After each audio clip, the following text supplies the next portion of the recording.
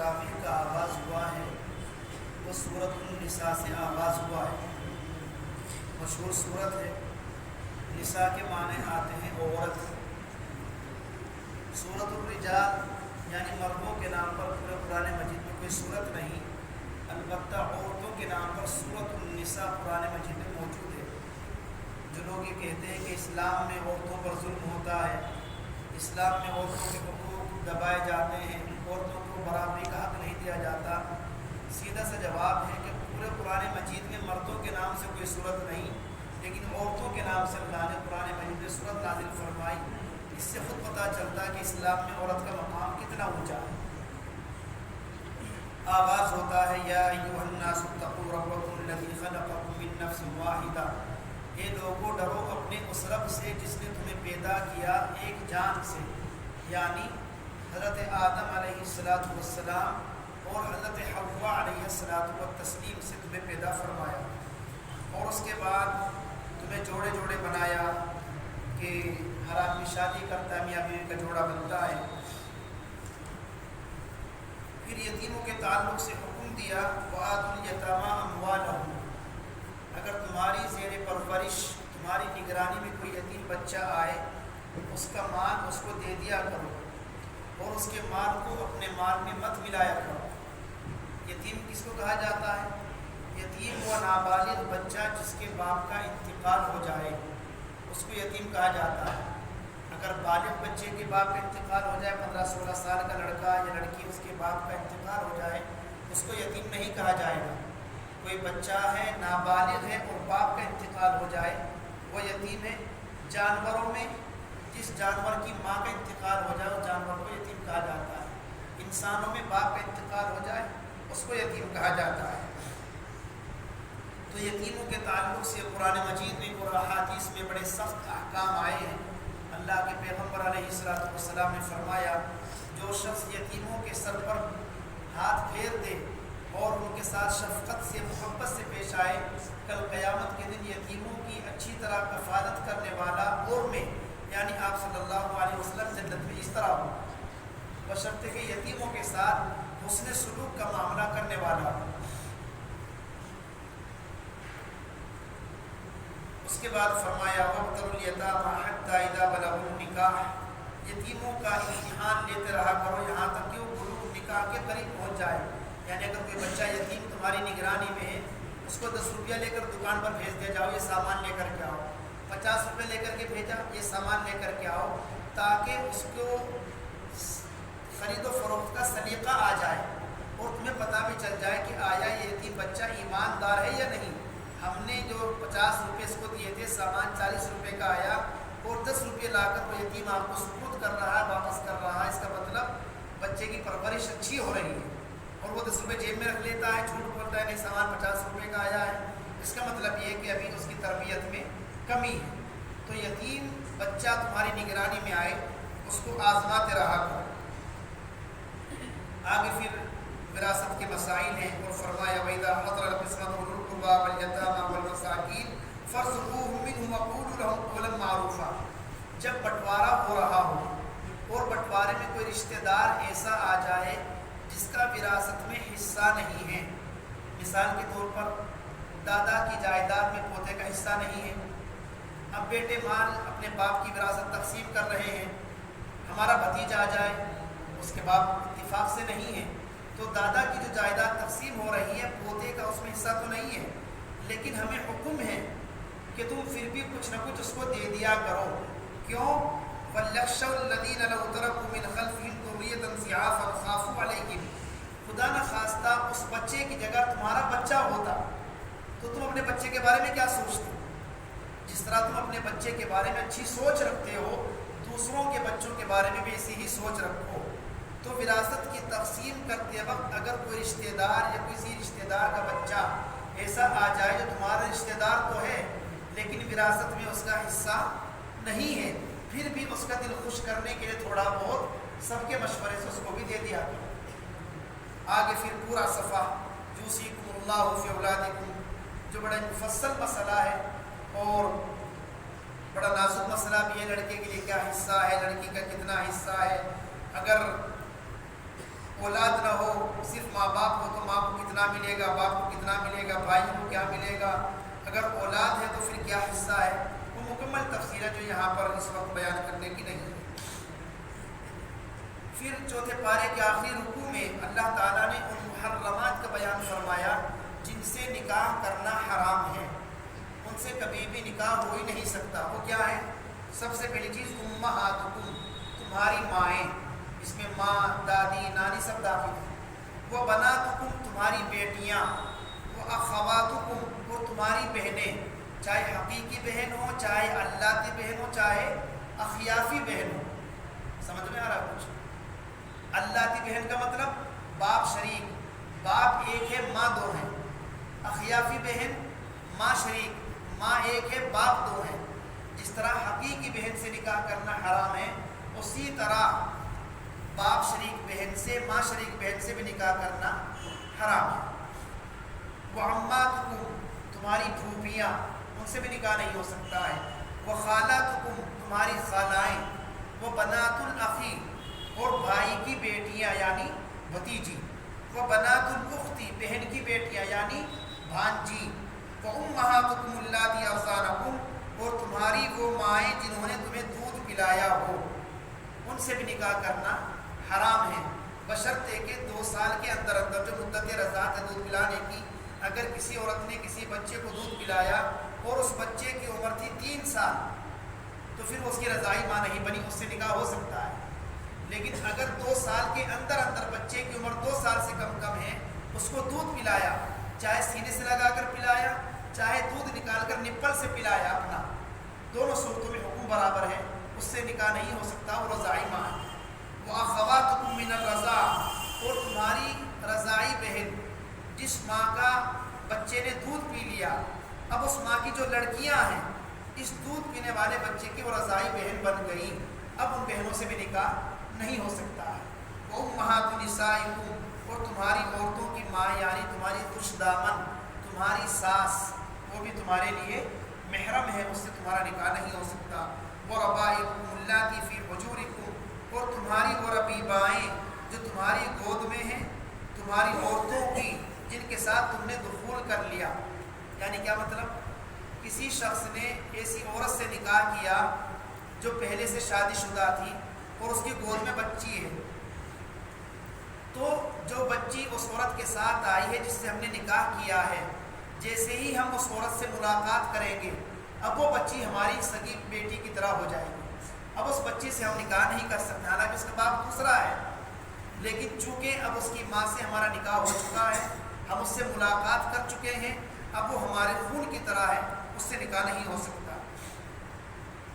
اور سب سے آخری بات فرمائی وَأَن تَجْمَعُوا بَيْنَ الْأُخْتَيْنِ، ایک ہی وقت میں 2 بہنوں کو رکھنا، جمع بین الاختین، 2 سگی بہنوں کو ایک ہی مرد نے نکاح میں رکھی، یہ بہت بڑا گناہ ہے اور حرام ہے۔ ایسے اگزامپل موجود ہیں، ایسا نہیں کہ نہیں ہے، قرآن نے اسی مسئلہ بیان کر دیا۔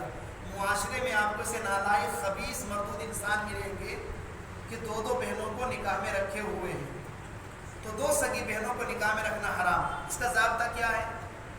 2 ایسی عورتوں کو نکاح میں بیک وقت رکھنا حرام ہے کہ ان دونوں کا آپس میں نکاح نہ ہو سکے۔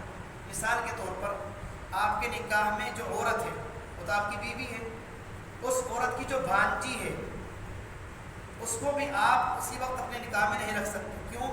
اس لیے کہ اگر ان دونوں میں سے ایک کو مرد فرض کر لیا جائے، آپ کی بیوی کو مرد مان لیا جائے اور وہ بہرحال ہی بھانجی، تو یہ گویا یہ ماموں بھانجی کا رشتہ ہو گیا، اور ماموں بھانجی کا آپس میں نکاح نہیں ہو سکتا، لہذا خالہ اور بھانجی آپس میں ایک ہی ساتھ میں ایک مرد کے نکاح میں نہیں رہ سکتی۔ یا کوئی عورت آپ کے نکاح میں ہے، اس کی جو بھتیجی ہے آپ اس کو بھی لانا چاہیں نہیں لا سکتے۔ کیوں؟ اس لیے کہ اگر اس کو مرد فرض کر لیا جائے بھتیجی کو، تو اس کی آپ کی بیوی پھوپھی بن گئی اور بھتیجے کا پھوپھی سے نکاح نہیں ہو سکتا۔ تو جن 2 رشتوں کا آپس میں نکاح نہیں ہو سکتا، ان دونوں کو ایک ہی وقت میں ایک مرد کے نکاح میں رہنا سراسر حرام ہے، بہت بڑا گناہ ہے قرآن مجید کی صراحت کے مطابق۔ اس کے بعد نکاح کے مسائل کو بیان فرمائے وَالْمُحْصَنَاتُ مِنَ النِّسَاءِ، پاک دامن عورتوں سے نکاح کیا کرو اور ان کا مہر خوش دلی سے دے دیا کرو۔ یرید اللہ لیبین لکم ویہدکم سنن الذین من قبلکم، اللہ چاہتا ہے تم سیدھے راستے پر چلو، غیروں کے طریقے پر نہ چلو، جو طریقہ اور جو شریعت اللہ تمہیں قرآن کے ذریعے عطا کر رہا ہے اس شریعت پر چلنے والے بن جاؤ۔ للرجال نصیب مما اکتسبوا وللنساء نصیب مما اکتسبنا، جس طرح بیویوں کے ذمے اور مردوں کے حقوق ہیں اسی طرح مردوں کے ذمے ان کی بیویوں کے بھی حقوق ہیں۔ دنیا کا نظام ہے، شوہر بیوی میں جھگڑے ہوتے رہتے ہیں، اتار چڑھاؤ چلتا رہتا ہے، ایسے وقت میں کیا کیا جائے؟ قرآن کہتا ہے واللاتی تخافون نشوزہن، اگر کسی کی عورت اور بیوی اللہ نہ کرے بدتمیزی پر اتر آئے، اس کا علاج کیا ہے؟ یہ جو اسلام کو ہم نے بدنام کر رکھا ہے، فوراً ہلکا سا کچھ بات ہی طلاق طلاق طلاق، سوشل میڈیا پر بھی آپ سنیں گے وہ بھی یہ کہتے ہیں کہ مسلمانوں میں تو ہلکا سا نمک تیز ہو جائے یہ تو اپنی بیویوں کو طلاق دے دیتے ہیں۔ اسلام میں اس کا حکم نہیں ہے۔ اسلام کیا کہتا ہے؟ فعظوہن، پہلا مرحلہ بیوی کو سمجھاؤ، محبت سے سمجھاؤ، پیار سے سمجھاؤ، قرآن و حدیث کی روشنی میں سمجھاؤ، سمجھ میں آ جائے بہت اچھی بات ہے۔ اگر تب بھی نہ سمجھے وَاہْجُرُوهُنَّ فِي الْمَضَاجِعِ، اس سے اپنا بستر الگ کر لو۔ بیوی کے لیے، سمجھدار بیوی کے لیے یہی سزا کافی ہے کہ اس کے شوہر نے اس سے بولنا چھوڑ دیا، اس کے شوہر نے اس کے پاس آنا چھوڑ دیا۔ ایک سمجھدار عورت کے لیے اتنی ہی سزا بہت ہے۔ کوئی زیادہ نالائق بدتمیز ہے، اس سے بھی فرق نہیں پڑا۔ تیسرا مرحلہ وَاضْرِبُوهُنَّ، ان کو ہلکی سی مار لگاؤ، حدیث کی روشنی میں چہرے پر نہ مارو، کسی ایسی سخت چیز سے نہ مارو جس سے بدن کے اوپر نشان پڑے، تنبیہ کے لیے ہلکی سی مار لگاؤ۔ تب بھی بات نہ بنے، تب حکم دیا گیا فَبَعَثُوا حَكَمًا مِّنْ أَهْلِهِ وَحَكَمًا مِّنْ أَهْلِهَا، کچھ ذمہ دار قسم کے لوگ بیٹھے مردوں کی طرف سے، کچھ ذمہ دار لوگ بیٹھے عورت کی طرف سے، دونوں کی باتیں سنیں اور صلح کرانے کی کوشش کریں۔ اگر سمجھوتا کرانے کے باوجود بھی سمجھوتے کی کوئی شکل نہیں نکلتی، اب یہ پنچایت ان دونوں کے درمیان تفریق پیدا کر دے، جدائیگی پیدا کر دے۔ پنچایت کا فیصلہ شریعت کی نظر میں طلاق کے حکم میں ہوگا۔ اب یہ مرد آزاد ہے جہاں چاہے نکاح کرے، یہ عورت آزاد ہے جہاں چاہے نکاح کرے۔ اس کے بعد حکم دیا لا تقربوا الصلاة وانتم سکارى، جب شراب کی حرمت کا بیان ہوتا ہے حکم یہ بھی تھا کہ نشے کی حالت میں نماز کے قریب نہ جاؤ۔ اور پھر تیمم کا مسئلہ آیا، اگر تم بیمار ہو، سفر میں ہو، یا تم پر غسل فرض ہو گیا، تمہیں پانی نہیں مل رہا ہے، پانی تو ہے لیکن پانی کے استعمال پر تم قادر نہیں ہو، بخار اتنا شدید ہے کہ گرم پانی بھی نقصان دے گا، ٹھنڈا پانی بھی نقصان دے گا، حکم کیا ہے؟ فَتَيَمَّمُوا صَعِيدًا طَيِّبًا، تو پاک مٹی سے تیمم کر لیا کرو۔ اور تیمم کے کیا فرض ہیں؟ 2 فرض ہیں۔ فَامْسَحُوا بِوُجُوهِكُمْ وَأَيْدِيكُمْ، مٹی پر دونوں ہاتھ مارو، اپنے پورے چہرے پر پھیر لیا کرو، پھر مٹی پر ہاتھ مارو، اپنے دونوں ہاتھوں پر انگلیوں تک، انگلیوں میں خلال کر کے اچھی طرح پھیر لیا کرو، تمہارا تیمم ہو گیا۔ غسل کا بھی تیمم یہی ہے اور وضو کا تیمم بھی یہی ہے، نہ سر کا مسح ہے، نہ پیروں کا مسح، نہ کلی ہے، نہ کچھ ہے، صرف 2 مرتبہ مٹی پر ہاتھ مارنا ہے، ایک مرتبہ چہرے کے لیے اور ایک مرتبہ دونوں ہاتھوں کے لیے۔ اس کے بعد یہودیوں کی کچھ حرکتوں کا اللہ نے بیان کیا ہے اور ایمان والوں کے لیے کچھ خوشخبریاں سنائی ہیں۔ وہ لوگ جو ایمان لائے، نیک اعمال کیے، سندخلہم جنات تجری من تحت الانہار خالدین فیہا ابدا، ہم ان کو داخل کریں گے ایسے باغات میں جس کے نیچے سے نہریں جاری ہوں گی اور وہ اس میں ہمیشہ رہیں گے۔ لہم فیہا ازواج مطہرہ، وہاں پر ان کو پاک بیویاں ملیں گی۔ وَنُدْخِلُهُمْ ظِلًّا ظَلِيلًا، ہم ان کو بہترین سایہ عطا فرمائیں گے۔ إِنَّ اللَّهَ يَأْمُرُكُمْ أَن تُؤَدُّوا الْأَمَانَاتِ إِلَىٰ أَهْلِهَا، اللہ تمہیں حکم دیتا ہے جس کی جو امانت تمہارے پاس ہو اس کی امانت خوش دلی کے ساتھ اس کے حوالے کر دی جائے، اس میں کوئی خیانت نہیں ہونی چاہیے۔ وَإِذَا حَكَمْتُمْ بَيْنَ النَّاسِ أَن تَحْكُمُوا بِالْعَدْلِ، اگر کوئی تم پر بھروسہ کرتا ہے اپنے گھریلو معاملات میں، اپنے کسی جھگڑے میں تم سے مشورہ لیتا ہے، فیصلہ کراتا ہے، تمہارا فرض بنتا ہے ان تحکموا بالعدل، مکمل انصاف کے ساتھ فیصلہ کیا کرو، اس میں کسی طرف تمہارا ذہنی میلان اور قلبی جھکاؤ نہیں ہونا چاہیے۔ آگے اللہ تعالیٰ نے ایمان والوں کو حکم دیا کہ صرف اور صرف تمہاری بھلائی اسی میں ہے کہ اللہ اور اللہ کے رسول کی اطاعت کرو، شیطان کی اطاعت کرو گے تو یضلہم ضلالا بعیدا، وہ بالکل تم کو کھلی گمراہی میں پہنچا دے گا. اور جو اللہ کے رسول کی اطاعت کرے گا اس سے کیا ہوگا؟ فَأُولَٰئِكَ مَعَ الَّذِينَ أَنْعَمَ اللَّهُ عَلَيْهِم مِّنَ النَّبِيِّينَ وَالصِّدِّيقِينَ وَالشُّهَدَاءِ وَالصَّالِحِينَ. اللہ اور اس کے رسول کی اطاعت کرنے والا قیامت کے دن نبیوں کے ساتھ ہوگا، صدیقین کے ساتھ ہوگا، شہداء کے ساتھ ہوگا، صالحین کے ساتھ ہوگا. آگے کچھ آیتیں تقریباً 3-4 رکوع تک اللہ نے قتال کے اور جہاد کے مسائل کو بیان فرمایا.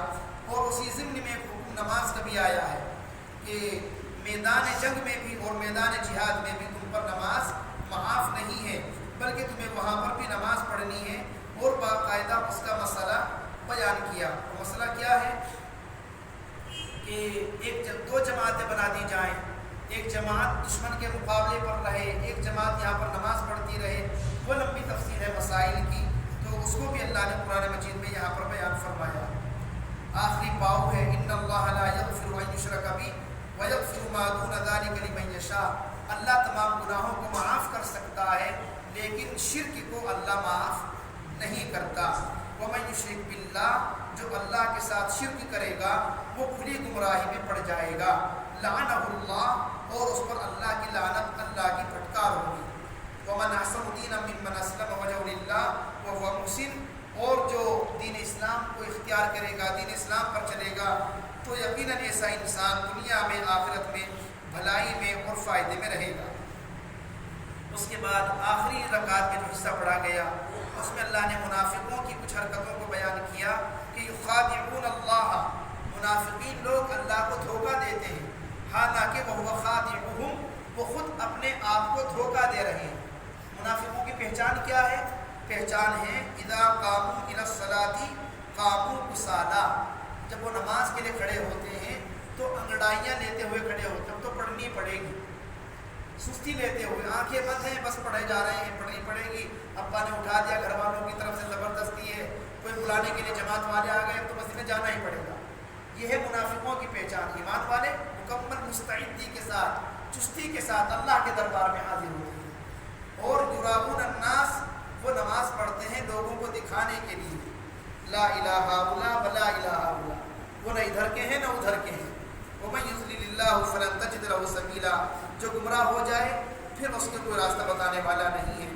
آخری آیت میں اللہ نے فرمایا، جو بالکل آخری آیت پڑھی گئی 20 رکعات میں، ما یفعل اللہ بعذابکم ان شکرتم وآمنتم. اللہ کو کیا پڑھی کہ اللہ تم پر اپنا عذاب بھیجے. اللہ تو اپنے بندوں کے لیے رحمان ہے، رحیم ہے، وہ تو اپنے بندوں پر رحمت نازل کرنا چاہتا ہے. اللہ کو کیا پڑھی کہ وہ تم پر عذاب بھیجے، لیکن شرط ہے ان شکرتم وآمنتم، اگر تم حقیقت میں ایمان والے بن جاؤ اور اللہ کا شکر ادا کرنے والے بن جاؤ پھر اللہ تم پر کیوں عذاب بھیجے گا. اور اگر تم ناشکری کرو گے، ایمان سے پھرو گے، تو یقیناً تم خود اپنے اوپر اللہ کے عذاب کو دعوت دے رہے. اس لیے وکان اللہ شاکرا علیما، اللہ بہت زیادہ قدردان ہے اور بہت زیادہ جاننے والا ہے. اللہ ہمیں حقیقی شکر گزار بندہ بنائے اور اللہ تبارک و تعالی ہمیں حقیقی ایمان